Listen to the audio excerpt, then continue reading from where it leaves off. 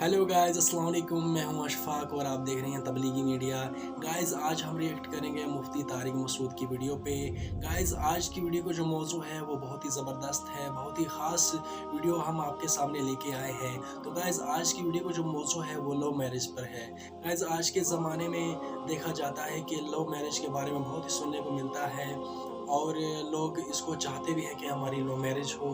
تو گائز ہم جانیں گے کہ اسلام میں لو میرج کیسا ہے، لو میرج کرنی چاہیے یا نہیں کرنی چاہیے.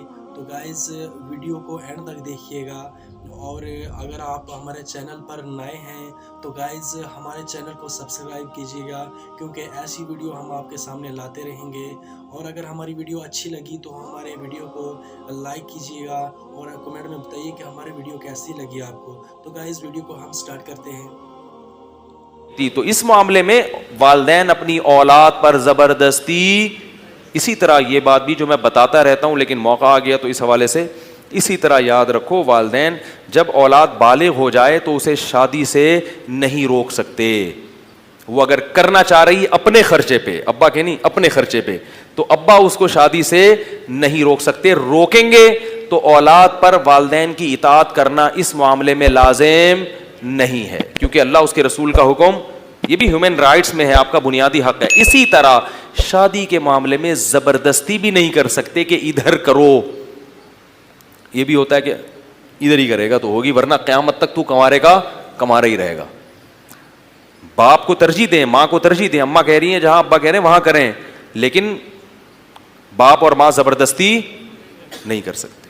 اس میں اللہ نے بالغ لڑکی کی شادی اس کی اجازت کے بغیر بولو بھائی نہیں ہو سکتی، اور بالغ لڑکے کی بھی. نہ صرف یہ کہ نہیں ہو سکتی بلکہ جہاں وہ چاہ رہے ہوں، والدین کو شریعت حکم دیتی ہے کہ اگر اس میں کوئی بڑی خرابی نہ ہو تو پھر وہاں کرو. اس معاملے میں ان کے جذبات کا بولو بھائی خیال رکھو. لن ترى للمتحابین مثل النکاح، نبی صلی اللہ علیہ وسلم نے فرمایا لڑکی کے جو ولی تھا نا، یہ نبی کے پاس ایک کیس آیا، لڑکی کے جو ولی تھے، چچا، باپ نہیں تھے تو چچا ولی ہوتے ہیں، وہ لڑکی کی شادی امیر لڑکے سے کر رہے تھے. امیر لڑکے سے چچا چاہ رہا تھا کہ میری بھتیجی کی شادی کہاں ہو، امیر سے، اور لڑکی کسی غریب لڑکے کو پسند کرتی تھی. تو آپ صلی اللہ علیہ وسلم نے فرمایا لن ترى للمتحابین مثل النکاح، دو محبت کرنے والوں میں نکاح سے بہتر چیز کوئی بھی نہیں. کیا مطلب؟ جہاں لڑکی چاہ رہی ہے اس کی شادی وہاں ہوگی. تو ہمارے ہاں والدین اس چیز کا خیال اپنے حقوق پر تو سنیں گے کہ بھائی بیان ہونا چاہیے. والدین ایکچولی جو ہے نا آج کل اولادیں ایکچولی بہت بگڑ رہی ہیں، مفتی صاحب ایک بیان کریں آپ.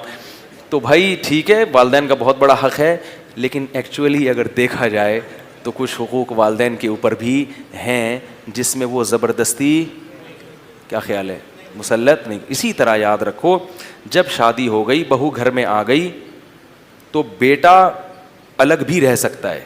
بڑے خطرناک مسائل چھیڑ رہا ہوں، ڈر بھی لگ رہا ہے. بیٹے کو چاہیے کہ باپ کے ساتھ اور ماں کے ساتھ ہی رہے، چاہیے. یہی جوائنٹ فیملی میں جو برکات ہیں وہ اکیلے رہنے میں حاصل نہیں ہوتی، بڑی برکتیں ہیں. اور ماں باپ کو خوش رکھو گے ان کے ساتھ رہ کر تو بڑا نوازے گا اللہ، دنیا میں بھی آخرت میں بھی. لیکن اس معاملے میں بھی والدین زبردستی نہیں کر سکتے. اگر بیٹا چاہتا ہے کہ میں الگ رہوں بیوی کو لے کر، کیونکہ مسائل بڑے ہوتے ہیں جوائنٹ فیملی میں، پھڈے بازی وہ ایک مصیبت میں پڑ جاتا ہے. گھر میں جب آئے گا تو پتہ ہی نہیں چلتا کہ اماں صحیح ہے کہ ابا ہیں یا بیگم صحیح کہہ رہی ہے. تو وہ اپنی بچوں کی تربیت بعض لحاظ سے کرنا چاہتا ہے، اس میں رشتہ دار نہیں کرنے دیتے ویسی تربیت. تو اگر وہ بیٹا چاہتا ہے کہ اپنی بیوی کو لے کے الگ رہے اور ماں باپ کی خدمت کرتا رہوں گا، میں ملتا رہوں گا ان سے، تو پھر اس معاملے میں بھی والدین زبردستی بولو بھائی نہیں روک سکتے. ہم مشورہ تو یہی دیتے ہیں کہ یار والدین کو خوش رکھو، ان کے پاؤں میں جنت ہے، قدموں میں، لیکن قانون نہیں ہے زبردستی کا. جب آپ اپنے اختیارات سے آگے جاؤ گے نا تو پھڈے ہوں گے. پھر اکثر لڑائیاں ہمارے پاس آتی ہیں کہ والدین اپنے اختیارات سے آگے جا رہے ہوتے ہیں، زبردستی کر رہے ہوتے ہیں، تو پھر معاملہ کیا ہوتا ہے؟ خراب ہوتا ہے.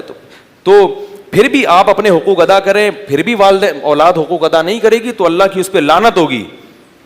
اللہ نے آپ کا حق زیادہ بتایا ہے. اولاد چاہے شادی کر کے الگ رہے لیکن ساری زندگی اس کو آپ کا خیال رکھنا ہے. فون پہ آپ کی خیریت، آپ سے ملنا، عید بقرعید پہ آپ کے پاس جانا. میری ٹوٹی پھوٹی کوشش ہوتی تھی میں جب بھی سفر سے آؤں تو میری والدہ بیمار تھی، سب سے پہلے وہاں جا کے حاضری دوں. حج سے جب میں آیا تو پہلے میں دور گیا ہوں, اپنے گھر نہیں آیا, پہلے اماں کے پاس, صحیح ہے نا, آشیرواد لیا وہاں سے, اس کے بعد باقی جگہوں پہ بعد میں جائیں گے. تو یہی ہوتا ہے, انہیں سے ان کا دل خوش ہو جاتا ہے. اور کیا کرنا ہے انسان نے. تو یہ تمام حقوق کس کو دینے ہیں؟ والدین. خدمت بھی کرنی ہے تو, لیکن اس میں شریعت نے کچھ حدود, بولو بھائی اسی طرح یاد رکھو, اولاد اگر کما رہی ہے اور والدین اس سے کہتے ہیں کہ پوری تنخواہ ہمیں لا کے دیا کرو, دینی چاہیے. اولاد کی سعادت یہی ہے کہ پورے پیسے ابا کو پکڑا دیں. لیکن اگر ابا کی اپنی سی آمدن ہے, اپنی کوئی ذریعہ ہے, اکاؤنٹ میں پیسے ہیں, تو وہ اس معاملے میں اولاد پر زبردستی, بولو بھائی, کیونکہ ہر آدمی پر سب سے پہلے اپنے پیسوں سے اپنا خرچہ واجب ہوتا ہے. جب آپ کے پاس ہیں تو پہلے آپ پر اپنے پیسوں سے ہے, نہیں ہے تو پھر آپ کس سے مانگ سکتے ہیں؟ بیٹے سے مانگ سکتے, ٹھیک ہے نا.